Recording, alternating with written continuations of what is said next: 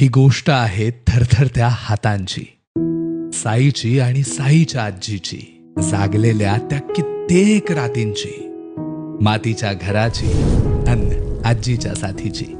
एकनाथवाडीसारख्या एका ग्रामीण भागातील ऊसतोड मजुराच्या मुलाची ही प्रेरक कहाणी आहे. मोत्यासारखं सुंदर अक्षर काढून आपल्या आजीसाठी जिल्हास्तरीय हस्ताक्षर स्पर्धेत बक्षीस जिंकणाऱ्या साई आणि आजीचं भावनिक नातं अनुभवताना हृदय भरून येतं. दिवसभर शेतात राबणारी आजी रात्री 11 वाजेपर्यंत साईला झोप येऊ नये म्हणून साईच्या शेजारी बसून राहायची. मी बसायची आपली अशी त्याच्यापाशी, मग तो राहायचा चालूच. सकाळच्या परी बाई मला 5 वाजता उठव.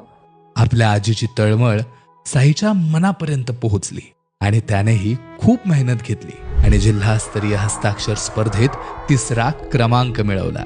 पत्र्याच्या झोपडीत राहणारा साई आज मोत्यासारखं सुंदर अक्षर गिरवत आहे.